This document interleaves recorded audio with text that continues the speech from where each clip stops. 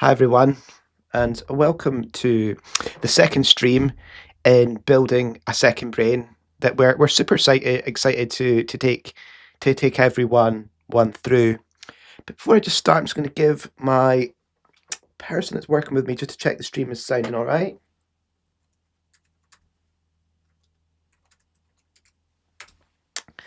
So what we're going to explore today in a lot more detail is around starting to build our second brain.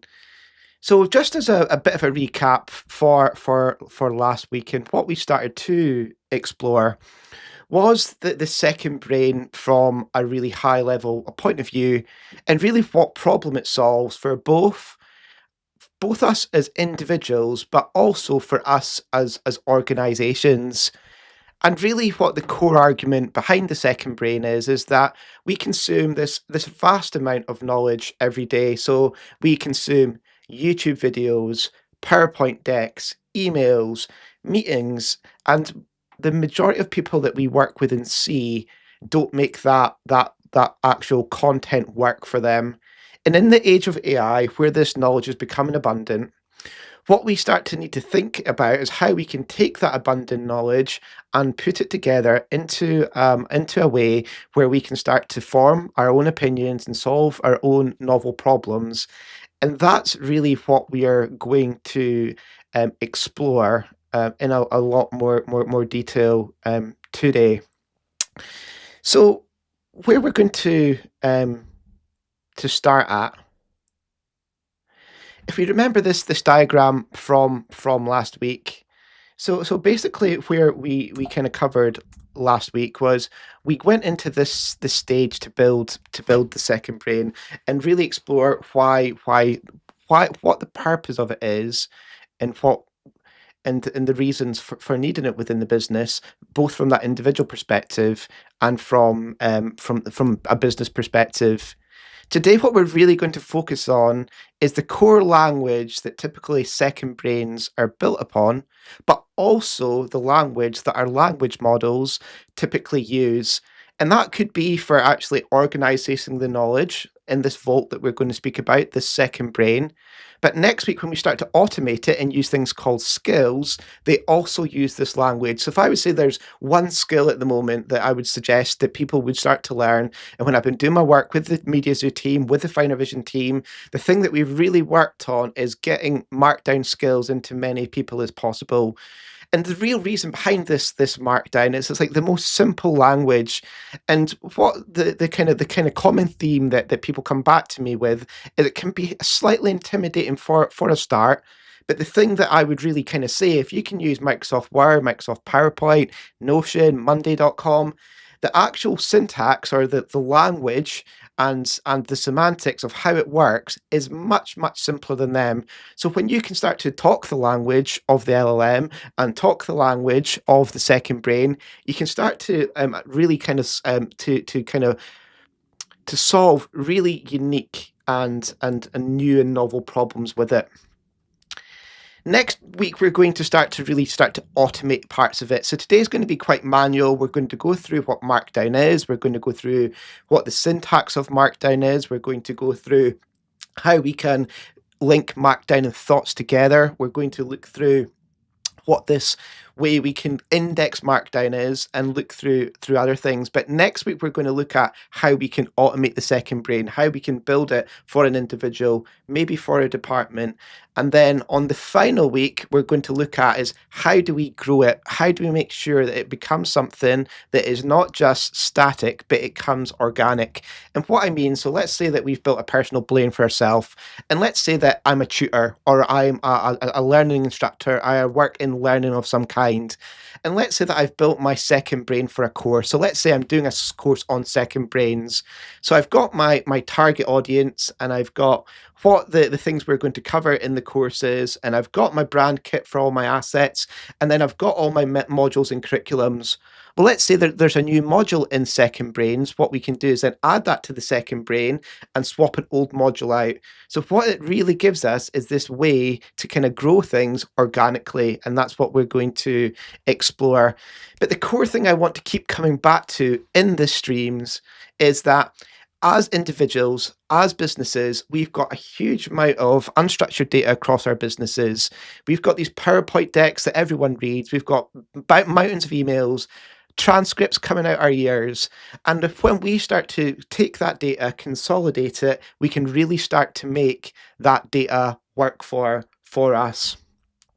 So this is the high level picture of what we are going to cover at and look today. And it's all going back to that theme of that second brain. But first of all, we're going to look at a tool called Obsidian.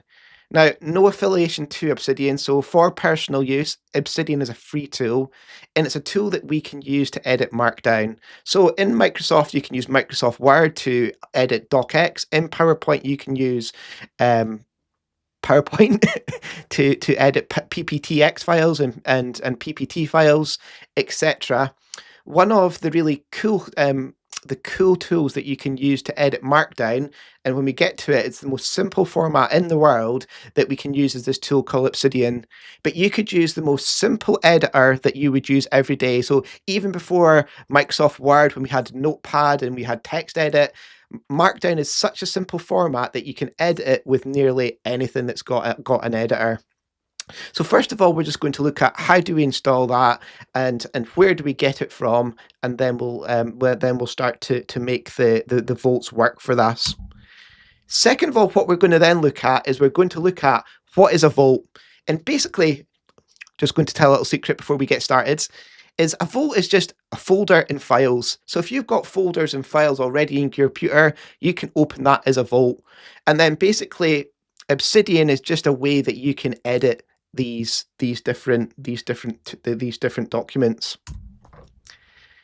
After that, what we're going to do is start to look at Markdown and actually how it's structured and really why it's important. So basically this is some Markdown document here, and it's about 7 or 8 kind of tags. So when you're building structure, you use this hashtag. So if it's a heading 1, you would use a hashtag, 1 hashtag. And if it was a smaller heading, you would do 2 through to 6. If you want to make it bold, then you put 2 asterisks around it. If you want to use it as a list, you put this little hyphen next to it, and then this different bits of syntax. So basically, we're just going to look through and we're going to work through this Markdown document, and then that is going to be the core of our second brain. So when we start to build these out in week 3, in week 4, in more detail, you can really understand if you need to go in there and edit the detail of how you get into it. After this is where there comes the power of building the second brains and building applications that start to link together. So as you start to build these thoughts and these notes, you can start to link your ideas together.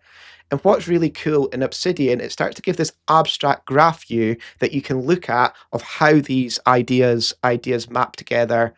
So let's say that we are a salesperson and we are building our account plan for the year. And let's say inside our account plan, we've got who the people that we're targeting and then the 5 businesses. Well, let's say like that 5 businesses are their own separate notes. So let's say we've got XYZ Corp, Company 2, Company 3, Company 4, Company 5, and Company 6. Let's say that our strategy changes that from Company 5 to Company 6. We can swap that out with these links. And when we start to automate this, then we can start to make it really powerful. So if we're building blogs or thought leadership or anything that where we're building content, we can start to put these together in novel ways to solve particular problems. And then we're going to start to see how we can really make it work most effectively with AI. So the majority of that we're working with an AI within businesses, we've got some kind of subscription and we've got a limited amount of tokens that we can use per day. So what you probably found, if you've just tried to attach 10 PowerPoints, 5 Word docs, 10 videos, what happens very quickly with Claude, with Gemini, with ChatGPT, with Copilot, whatever the tool that you're using, what you find really quickly is that you run out of context. So what we can do when we're building and converting our files into the simple format called Markdown What we can do is that we can then take that simple format, and we can add this thing called a front matter, which basically explains what's happening in the document. So things like titles, notes, a bit like an index page or a content page. And then we can start to do really interesting things with that. So we can, if we've got secure customers that have to use a private and an open source LLM that's running on your own computer, well, we can mark this front matter saying don't process this data, or we can say this data belongs to that particular customer. So if we just want to go and process the data to go and build a proposal for XYZ Corp, we can just get it all from that one place. And then last but not least, what we're going to do is just set the scene for the next lesson and starting to speak about automation. And we're going to speak about this thing called index.md, which is basically like the kind of glossary of what all your different files are doing. And all we're trying to do here is, with the language model, is save context and just give it the right amount of data at the right time. So what can happen if we do this in a naive implementation, and implementations that I've saw customers that I've worked with in the past, or with students that I've worked with in the past, they might just give their LLM a whole host of files, so access to a Google Drive or access to a SharePoint. They'll ask a question and expect to get an amazing result out. Well, what the LLM would have to do there is would have to convert the data into some kind of format like Markdown or text that it can work with. Then it's going to read that in. It's probably going to be a huge amount of text, and it's maybe not going to find the right information to go and solve a particular problem. So what we can do with building this kind of glossary page that we call this index.md is that we can build the glossary out to help us solve unique and novel problems by using our context window effectively. So that's a plan for the next 30, 20 minutes, however long it takes. And then that will be the end of the session. So that is it in a nutshell. And at the end of the session, what you're going to do is I've actually prepared the second brain that you can take home with you, and then you can go and work with it in whatever way. All it is files and folders, so you can upload it into your Copilot, into your Claude, into your Gemini, and you can ask questions against it, and you can start to build your own knowledge base.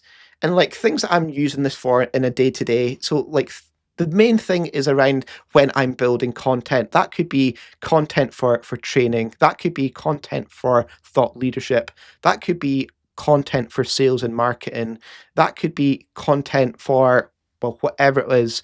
So after we have refined the data, we've put it into a certain way, and then we've got the second brain, then we can start to reason about what we expect the LLM to come back with results. And what we can start to build is things called evaluations that we'll explore in the fourth session to make sure that the information that is coming out of the LLM is consistent. Cool. So at that point there, I'll just stop and see if anyone has got any questions. Any questions on the YouTube stream? Any questions on in general before we get kicked off?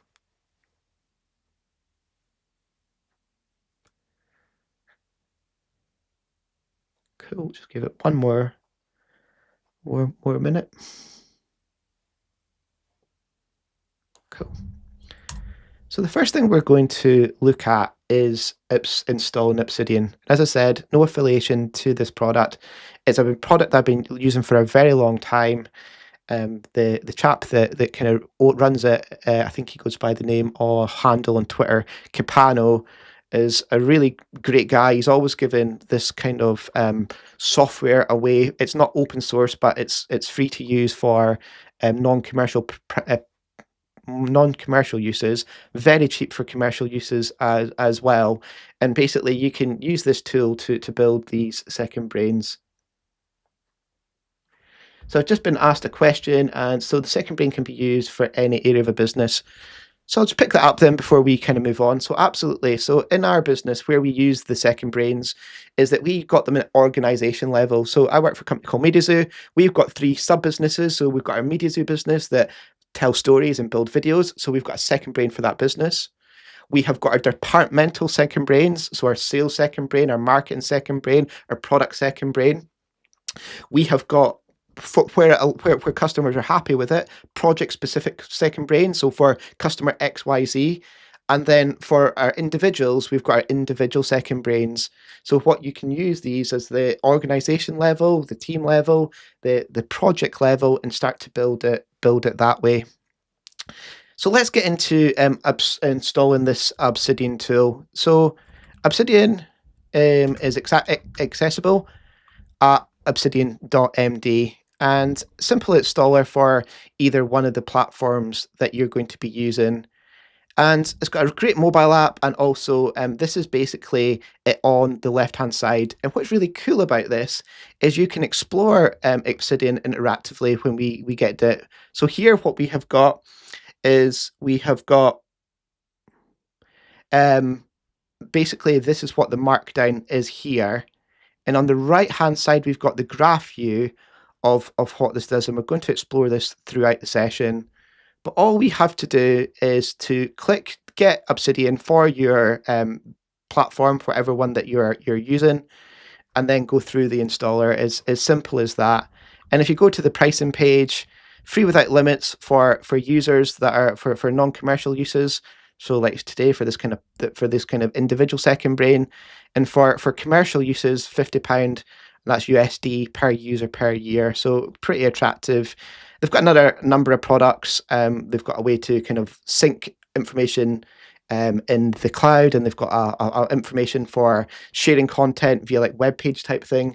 But the key thing is just downloading the Obsidian tool. So after you download Obsidian, what you're going to see is a screen that looks something like this. So basically you're going to see where you're going to open your Obsidian Vault. So basically all this Obsidian Vault is the folder structure where you're going to be saving your information.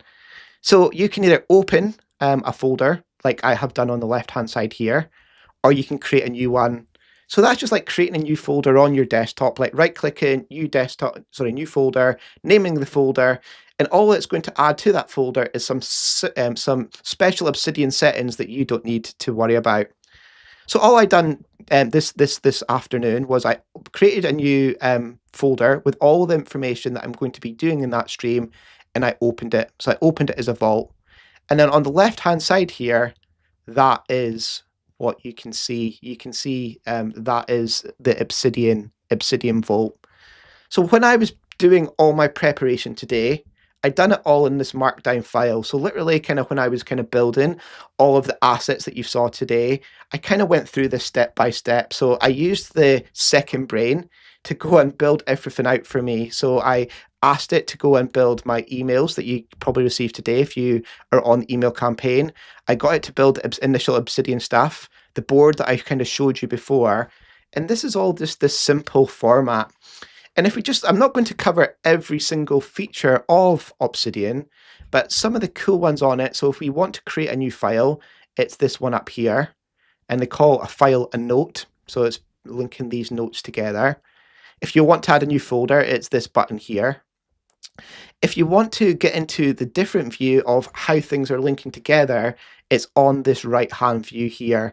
And in the documentation I'm going to share with you at the end of the stream, we have got that information as a simple cheat sheet for you all to use today. So basically, after we've got it, here is the view of my folders and files. So that's all this is. So basically, inside this Obsidian Vault, I've got a folder called Finished Example.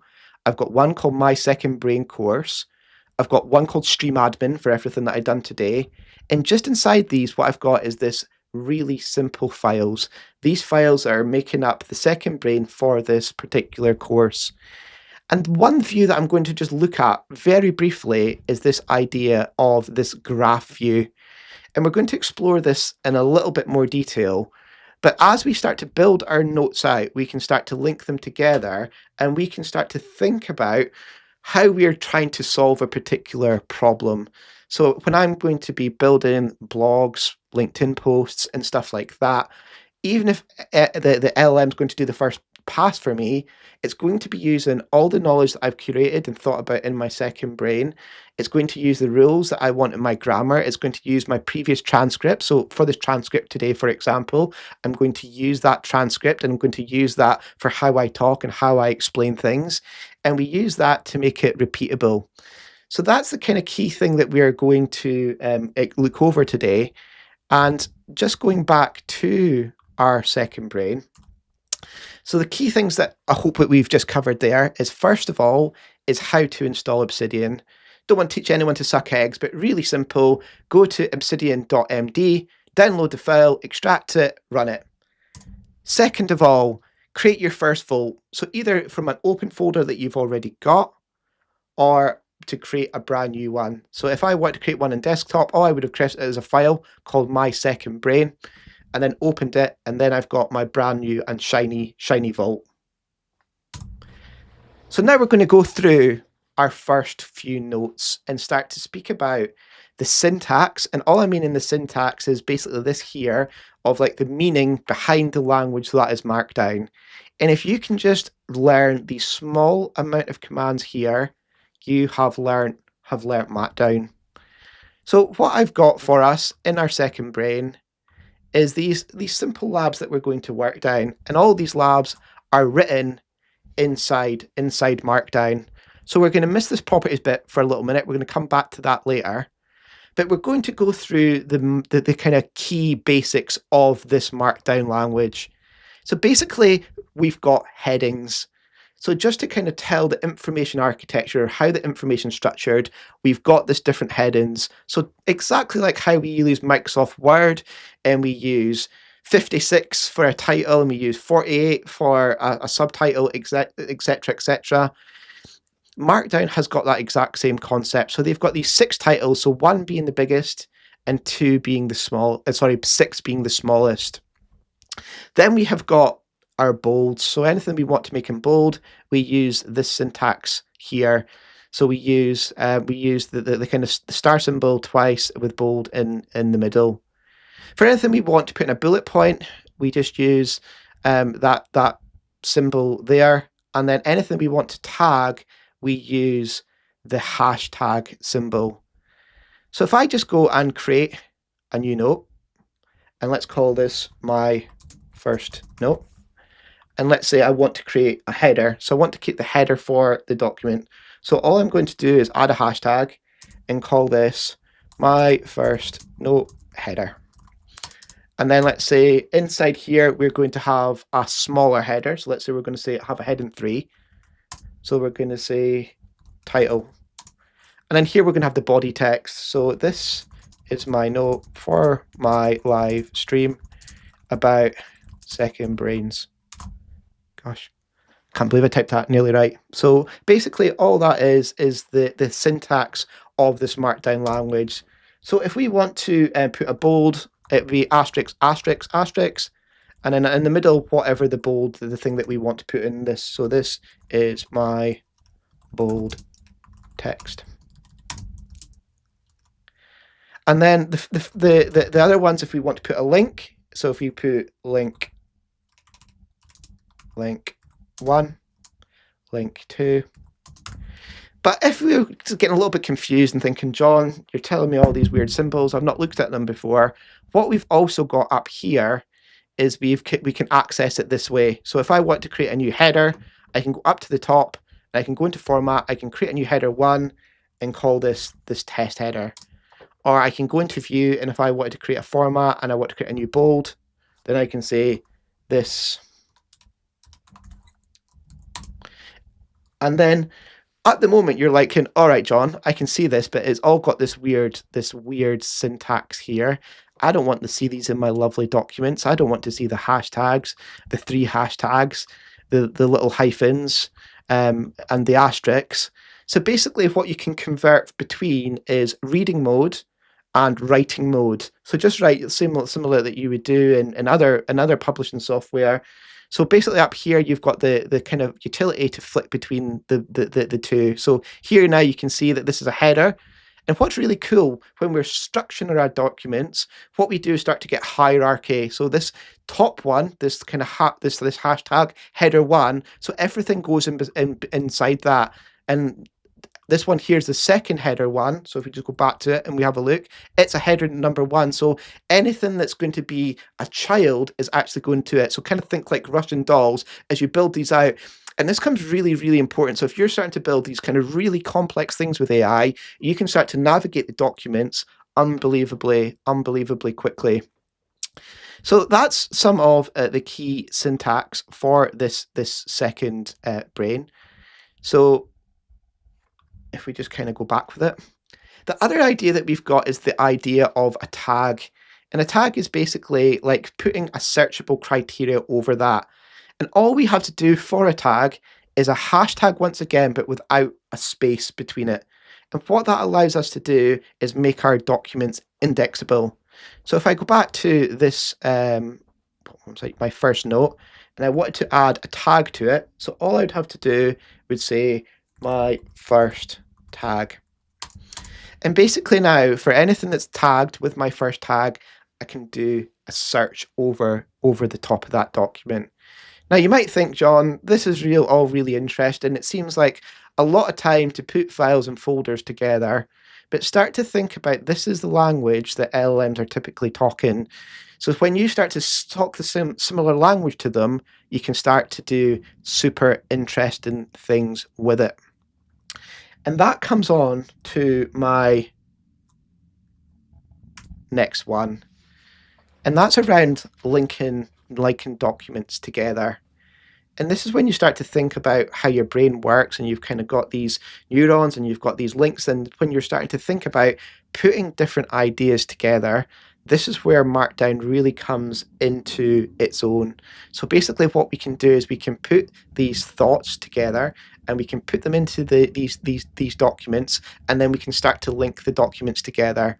So as I said, a great example, when I'm building courseware and I've got a module and I want to swap from one module to another, all that is swapping out a simple link. So you can start to build unbelievably powerful things if you're doing marketing and you've got a marketing campaign and you're going from one persona to another persona, or one target demographic to another target demographic. You can start to use these really quickly. And the tool that we use for these is, I'll do something better than that. Let's get that little one. And that is a terrible color. Is basically just putting them into square brackets, and that's going to make it into a link. And basically after we've got a link, that's when we can start to click through and navigate them together, and it'll start to populate that idea map that we looked through before. And this is where it starts to become super interesting, of taking your ideas, taking your business ideas, and put them together to solve new and novel problems. So if we just go back to Obsidian and into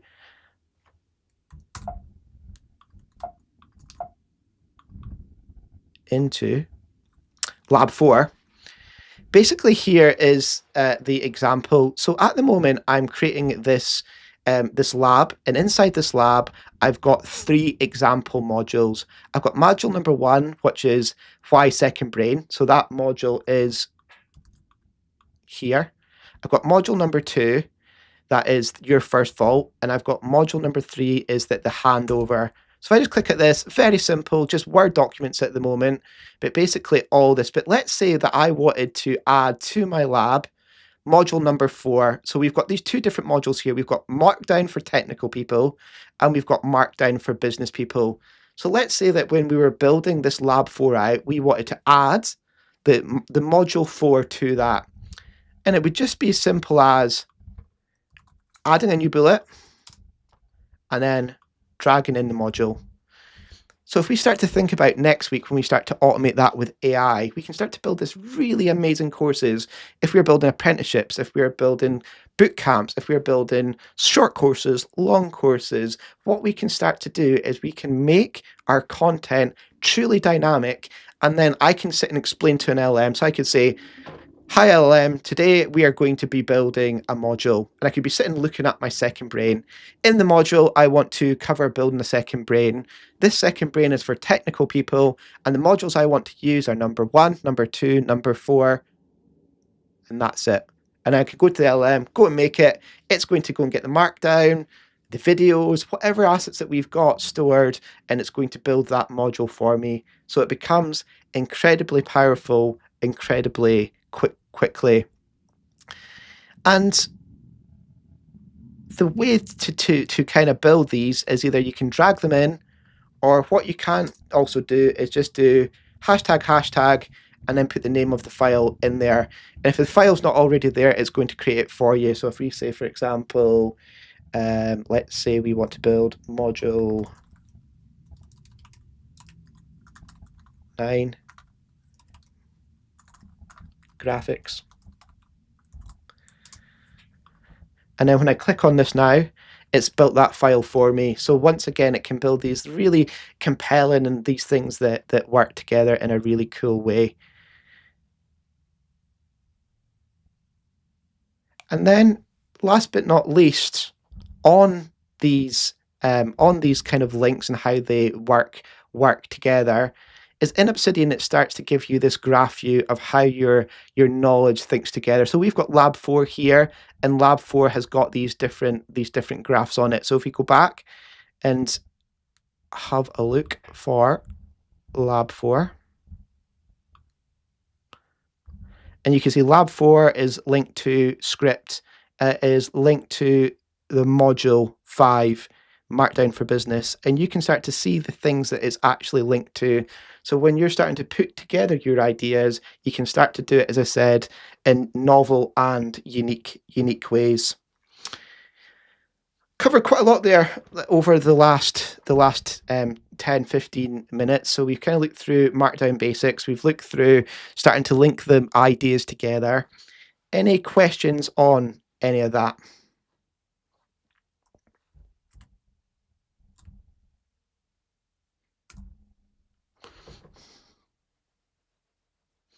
Just wait for a little minute because I think the stream just slightly delayed. And we'll see if we've got any questions, and if not, we'll get into the last few sections. So now we're getting into the bit, to me, that is starting to build the second brain. So what we've just covered there is we've went through the simple syntax and how we construct these Markdown documents. Next, what we have done is we've showed how we link that documents together. So after we link together, we can start to build this unique and novel forms of thinking. But now we're starting to think about AI and automation and how to do this at scale. So the next things we're going to use is we're going to look at how we can put indexes, metadata, into our documents and what that gives us. And really what it gives us is that it allows us to start to do searches over the top of data. It allows us to control the data. If you've heard of this term called progressive disclosure, which is something that's used in AI, where AI doesn't read the whole document, it only reads small parts of documents, so it doesn't burn your context window, we can start to do that. But it's super simple. So all it is what we would call in computer science is key value pairs. So basically in this side, you've got the key, or what it's called, and then we've got the value. So the key here is title, and the value of that is what actually makes our content land. The second key is type, and this is a type of note. The third is the type of tags, and we've got more than one tag, so it goes into the special syntax. And basically the tags for this particular document is content and second brain. We've got created date and we've got status, but we could have things in here like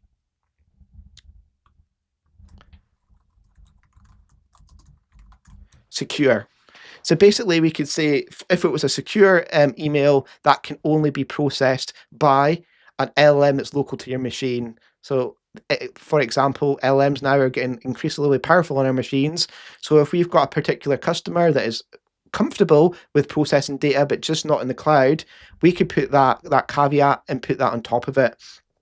We could do lots of interesting things with this formatter, but just think about it like a kind of contents or this metadata section that we can start to work with the data itself.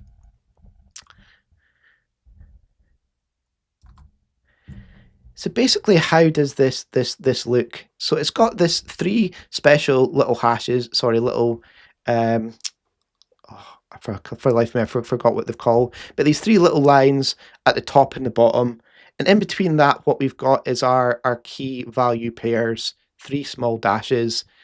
And basically in here we have got one that's called lab, one that's called title, and one that's called time. And basically, like, there's not much else to it, to be completely honest. So after we add these properties and add to the top to them, then we can start asking the LLM to do it. And if we want to add a new property to our metadata, so let's say for one secure, and let's say yes, then now we've created a new property on our front matter, on our content section, so we can start to search through them. And what's really cool in Obsidian, if we click on the right-hand tab, and then we click on properties, after we create a property in here, so we can see the properties that we've used, lots of different types. So if I click on title, this is all the different documents I've got the title on. If I click on the property lab, you can see these are the 6 ones that I've got lab in. So if I click on lab 1, you can see it's took me to the lab property and it's highlighted to me. So when we start to work with this data, then what that means is that we can start to put indexes and do really complex searches. And what was taking data teams and more technical people with building more complex things in the background, increasingly that's things that we can do as end users and not need such reliance on technical teams. So I've just had another conversation. So do you recommend creating multiple second brains rather than one big one? Each one that includes your process plus all courses, or separate ones for processes in each course? If so, why? So I think it's personal preference, but if we look at the original person that kind of coined the term, a chap called Tiago Forte, whose book's called Second Brains, he would argue to keep it all in one place. And the kind of thing he would say is if when you start to sprawl and put them all over the place, you start to forget about them. What we've done in our organization, we've kind of put them into 4 layers, as I said before. We've got our personal layers of Second Brains, we've got our department layers, our organizational layers, and we have got our project layers, so like a smaller amount. I would say if you're using it for a personal thing and for building your own knowledge base and for building your own information for things like courses you want to build, having it all in one place makes a load of sense. But when we're starting to work with language models in it, that's when this formatting stuff at the front becomes super important. Because if you don't do that, and let's say you've got 1,000 courses on your estate, or 10,000 courses on your estate, or 10,000 bits of thought leadership, what the LLM might go and do is trying to get all that context into the context window. What I mean by that is all the information. So that's when we really start to have to think about how we add this metadata to really kind of shortcut what the LLM's looking for. And we're going to speak through some other strategies for that. So whoever ESF7P is a really good question. And thank you for asking that one.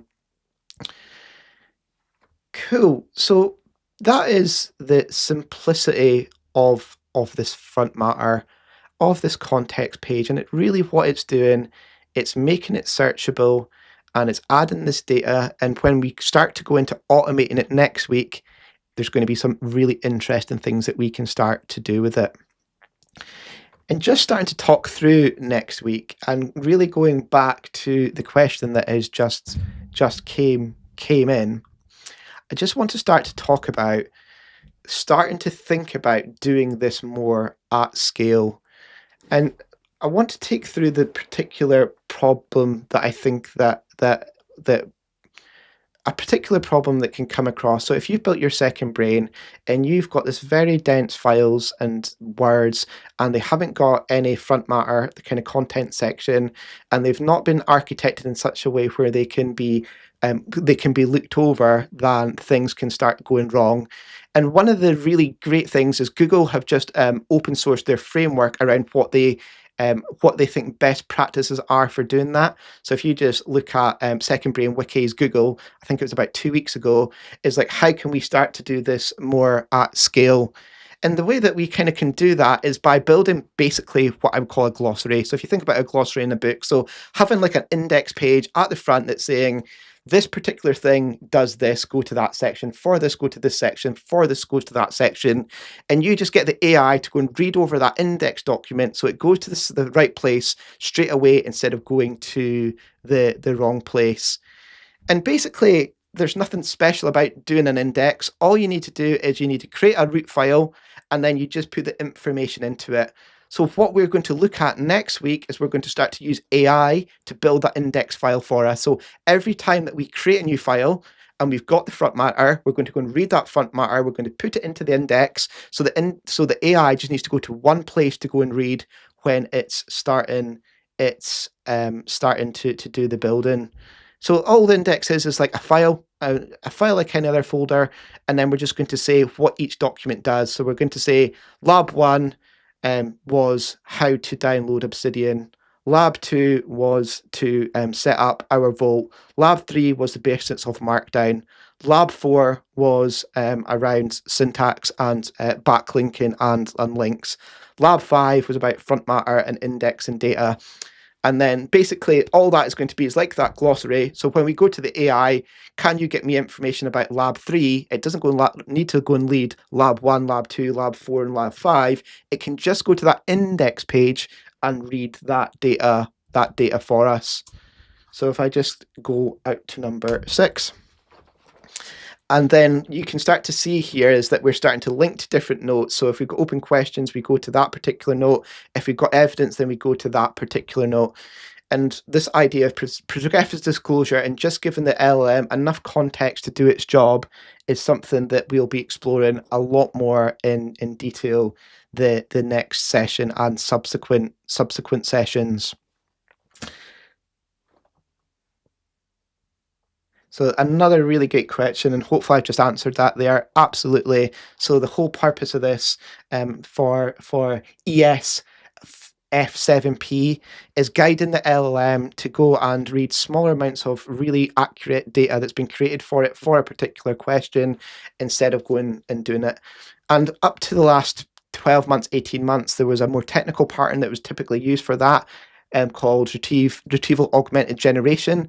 Typically that we need a technical team, and you still need that for huge data sets, for if you're working with like huge data lakes and stuff like that. But if you're building things for teams, for courses, for a few courses, for a few blogs, this way of working is more than enough. And not just a few, I'm making hundreds and thousands.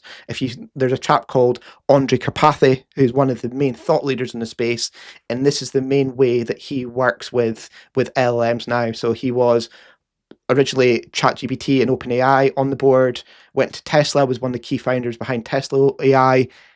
Controversially now he's an Anthropic, and he's done a lot of the thought leadership around this of structuring this data to move away from from technical data structures and working with technical data structures to non-technical data structures. So I think we're about on time, which is good. I was wanting to make this about 45 minutes. I think we're about there. So just talking about the next streams. So the next stream that we are going to cover is we're going to start to make that work in our particular LLM of choice. And what I've done is created a data set for you, the second brain. It's the second brain that I've used to build everything in this course. That's including, and when you start to say building things, what do I mean by these graphics that you can see, this entire board that I've created. So this has been created from the second brain. So after we've got the second brain, we start to build really interesting things over the navigation system and how this works. This has all been built via that second brain mechanism. So after you start to build them, you can start to build videos, proposal decks, statement of works, all the stuff that you'd be doing typically as a day-to-day in your job. You can start to build that on top of these second brains. So just going back to that, and sorry, I got a bit excited. What we're going to be covering on the next session is we're going to start to make that work. I'm going to be using the Claude tool, but it will work exactly the same with OpenAI. If you've got ChatGPT, if you're using Copilot in work, it'll work exactly the same as well. And then most importantly, in week 4, we're going to start to think about actually putting this into our flow of work, making this work for us. And just to give a little bit of insight, it really has changed the way that I work, and the teams that I work with now is after you have structured your thoughts and your data into these second brains, you've built skills and workflows to solve problems, you can start to have different ways of working. And what I mean by that is that you can have a short walk with your dog or your cat in the morning. So you can have these short walks in the morning. You can say the things that you want to go and achieve in the day. You can then use the AI to go and process that into your second brain. And then you can go and build different tasks off it. So you can say, AI, I want you to go and build the first generation of a proposal, the first generation of a video, the first generation of some learning content I want to go and build. But it's all coming from your second brain. Then maybe I'm having a meeting while that things are happening in the background, and after my meeting, I can go and check that. So like when you start to put these things together into actual workflows, it can really change the ways of working. So last but not least for this session then, oh no, I was on the right one.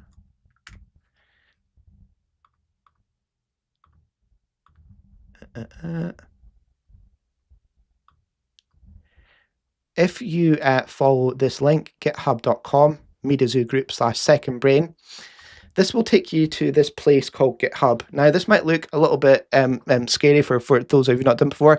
It's just a way that you can download the zip. So basically, this is my second brain for this particular one. It was in the email, I think, this morning. And all that you can do in here, so if you go into and follow the link and you download the zip, so if you just go down to here and download the zip, oh, we're back on that text guy again. Need to learn the short keys for that. Not a very good engineer. And then you can download the zip from there. So after you download the zip, then you can build it into Copilot, into Cowork, into ChatGPT, and start to ask questions against it. And just a final thing to bring it home and what that actually looks like. So what I've got is I've got my second brain, and I've got it into this project in Claude. So basically what you can see is that second brain folder that I've got, I've uploaded that into Cowork so I can start asking questions about it. So I can say, what is it still, have I still got that thing up? Okay, what is the North Star for the course? So basically that is reading that file architecture. It's reading the index.html to make sure that it goes to the right place. It doesn't get the wrong data. And then hopefully that is going to go and read the file about the North Star, and it's just going to come back with that information. So going back to what ESF7P said into the chat, that's how that is working. So this is the North Star. We consume more than we ever have, and that very little compounds of that in Teams and stuff like that, and it comes from that document. So the way that has worked under the hood, in my second brain, I've got an index.md. It's went to index.md and said, can you find me stuff about North Stars? It's came back with that information about the North Stars, and then it's went through that different formattings and stuff to come back with that answer. And we can start to even hone that over time by adding prompts in here for it, where it should go and search and how to do the search. And all we're trying to do here is save tokens and get more accurate information into the LLM. So I think that is everything for the stream today. So yeah, feel free to download it, unzip it. It's just simple files and folders. Feel free to make changes about it. It's got the brand strategy for the course, who we're targeting in the course, what the curriculum is, and you can ask questions on it. But it's just to get you familiar with how these second brains actually work. So before we finish then, just any final questions from anyone. I'll leave the stream open for a couple of minutes just to see if there is any final questions. I'll look over the chat. But if there isn't any questions, thanks everyone for coming today. This is something that I'm super passionate about. Markdown is such a simple language, and I think it is one of the key skills that people need going forward. These second brains and dirty architectures that Google are kind of building and promoting and building standards across, thought leaders in the space, this is the key thing that they're using for their data. And then the skill standards that we're going to go over next week, and that's like making the second brain build assets for that. They're all built in Markdown as well. And then even the way that we're generating and doing tasks are also built in Markdown. So to me, if there's one skill that I was telling my team that they have to go and get, is to become more proficient at Markdown and using Markdown. It's been a wonderful session, everyone, and thanks for it. And looking forward to getting a little bit more technical with automations next week.